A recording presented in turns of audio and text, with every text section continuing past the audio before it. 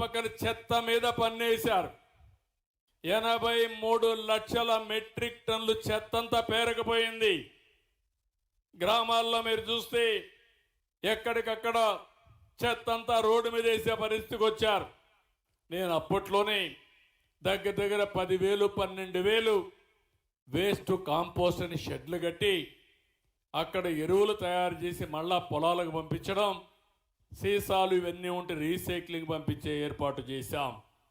అవన్నీ మళ్ళీ పరిశుభ్రమైన గ్రామాలు చేస్తాం. ఎక్కడికక్కడ ఏ గ్రామం చూసినా ఒక పరిశుద్ధమైన గ్రామంగా, క్లీన్ విలేజ్గా తయారు చేసే బాధ్యత ఈ ప్రభుత్వం తీసుకుంటాం. ఈరోజు నీ గ్రామానికి వస్తే మెజారిటీ అంతా కూడా బీసీలే. ఎప్పుడు బీసీలంటే తెలుగుదేశం పార్టీ. ఇప్పుడే కాదు, మొట్టమొదటి నుంచి కూడా ఎన్టీ రామారావు గారు పార్టీ పెట్టినప్పటి నుంచి పార్టీని ఆదరించింది ఇక్కడుండే బీసీలే. అందుకే నేను ఎన్నికల్లో కూడా చెప్పాం, బీసీలకు న్యాయం చేసే బాధ్యత తీసుకుంటామని చెప్పాం. చేతి వృత్తులున్నాయి, కుల వృత్తులున్నాయి, వ్యవసాయ పనులున్నాయి. చాలామంది అయితే మిమ్మల్ని చూస్తే ఆ పనులన్నీ కూడా ఆధునీకరణలో మరుగైపోయి మీ జీవితాల్లో సమస్యలు వచ్చాయి.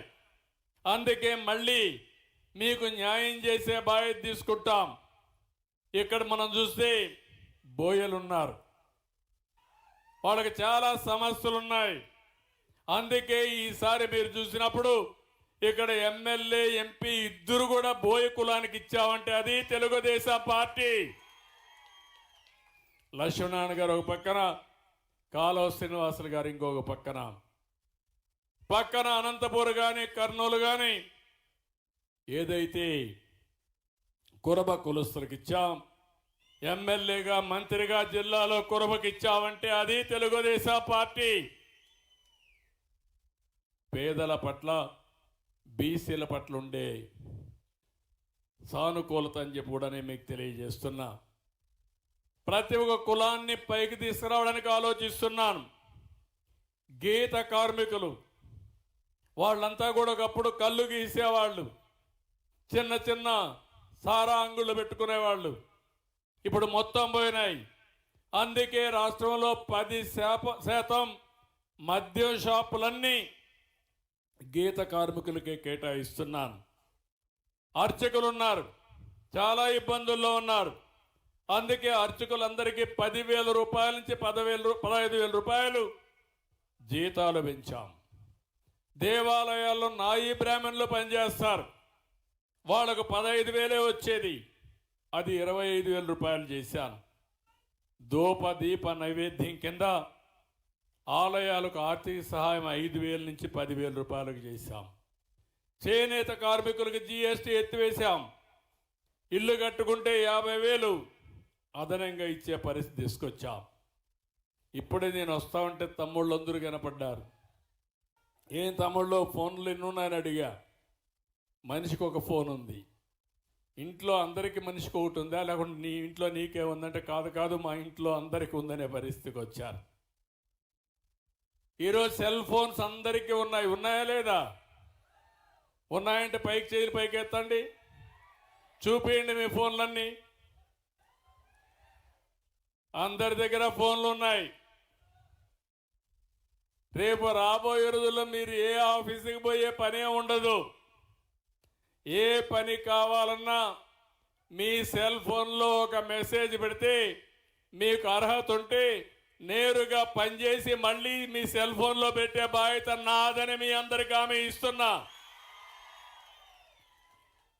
ఒక్క పని కాదు, రెవెన్యూలో పుట్టిన తేదీ డేట్ ఆఫ్ బర్త్ సర్టిఫికేట్ కావాలన్నా, లేకపోతే డెత్ సర్టిఫికేట్ కావాలన్నా, లేకపోతే క్యాస్ట్ సర్టిఫికేట్ కావాలన్నా, నేటివిటీ సర్టిఫికేట్ కావాలన్నా, ఏదైతే రెవెన్యూ తరపున కొన్ని ఉన్నాయి మనకు, ఏదైతే అడంగలని ఇలాంటివన్నీ కూడా ఇవ్వాలన్నా నేరుగా ఆఫీసుకు పోయే పని లేదు. మీరు మెసేజ్ పెడితే తిరిగి మళ్ళీ మీకు అందుబాటులో పెట్టే బాధ్యత నాదని మీ అందరికీ హామీ ఇస్తున్నా.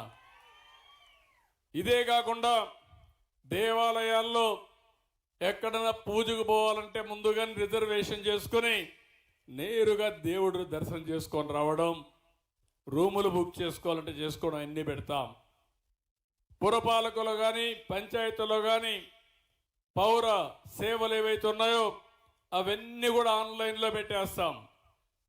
దగ్గర 150 సేవలు, అల్టిమేట్గా అన్ని సర్వీసుల్ని నేను టెక్నాలజీ ఉపయోగించి క్లౌడ్లో పెట్టి ఎక్కడికక్కడ మీకు అన్నీ కూడా నేరుగా అందే పరిస్థితి వస్తుంది. ఈరోజు నేను 60 లక్షల మందికి పింఛన్లు ఇచ్చాను. ఈరోజు ఇక్కడికి వస్తే మీ కలెక్టర్ ఇప్పుడే చెప్పాడు 94-95% పూర్తయినాయని. ఎంతైనాయి? ఇప్పటి వరకు ఎంత ఇచ్చారు? 96%తో రాష్ట్రంలోని ఈ టైంలో నెంబర్ 1గా పెన్షన్లు ఇచ్చిన జిల్లా అనంతపురం జిల్లా. 3 నెలల్లో కూడా అనంతపురం జిల్లానే వస్తూ ఉంది. నేను దారిలో వస్తా ఉంటే 2-3 ముసలమ్మలు కనపడిస్తే ఏమమ్మా నీకు పింఛన్ వస్తుందని అడిగా. తీసుకున్నావా తల్లి అన్నా. ఏం తల్లి ఎంత ఇచ్చారంటే తెలివిగా ఆ తల్లి 4 ఏళ్ళు చూపించి ఇంత ఇచ్చారయ్యా అనింది. నేను అడిగానప్పుడు ఎవరికైనా డబ్బులు ఇచ్చావా అన్నా. లేదు ఎవరు ఒక పైసా తీసుకోలేదు, నేరుగా మా ఇంటికి వచ్చి ఇచ్చారని చెప్పి ఆ తల్లి చెప్పిందంటే అది నా అభిమతం. దారిలో వస్తా ఉన్నాను కాబట్టి ఆవిడని అడిగాను. అందరినీ నేను అడగాలి. అందుకే మీ అందరికీ పింఛన్ తీసుకున్న 1 గంటలో ఫోన్ వస్తుంది. మీకు పింఛన్ ఇచ్చారా లేదా, ఇచ్చుంటే కరెక్ట్గా ఇచ్చారా, ఎవరన్నా లంచం తీసుకున్నారా అని అడిగి 60 లక్షల మందికి పింఛన్లు ఇవ్వడమే కాకుండా సక్రమంగా ఇచ్చారా లేదా నేరుగా తెలుసుకోవడానికి మీకు ఫోన్ చేస్తానని మీ అందరికీ హామీ ఇస్తున్నా. అప్పుడు ఎక్కడన్నా ఎవరైనా ఒక చిన్న కంప్లైంట్ వచ్చినా ఆ ఆఫీసర్ పైన యాక్షన్ తీసుకునే పరిస్థితికి వస్తుంది. ఇదే కాకుండా ఈరోజు నేను ప్రతి ఒక్క దాన్ని అన్ని సేవలు కూడా ఆన్లైన్లో పెట్టిన తర్వాత, ఒకప్పుడు ఎన్నికల్లో మీరు చూసుంటారు నేను అప్పుడప్పుడు ఫోన్లు చేస్తానే ఉండేవాడిని మీకు. ఈవెన్ కాలువ శ్రీనివాసులు నాకు చాలా దగ్గరైన 10 సార్లైనా అడుగుంటా మిమ్మల్ని అందరినీ. కాలువ శ్రీనివాసుల పైన మీ అభిప్రాయం ఏంటి అని అడిగా. కడాన నా సీటు నేను ఇచ్చుకోవడానికి కూడా అక్కడే ప్రజలను అడిగిన తర్వాత, నేను గెలుస్తానని నమ్మకం వచ్చిన తర్వాత నా సీటు కూడా అనౌన్స్ చేశా. ఇప్పుడు కూడా నేను అదే ఆలోచిస్తున్నాను. అన్ని సేవలు మీకు అందిస్తాం. నేను ఫోన్ చేసి మళ్ళా మిమ్మల్ని అడుగుతాను.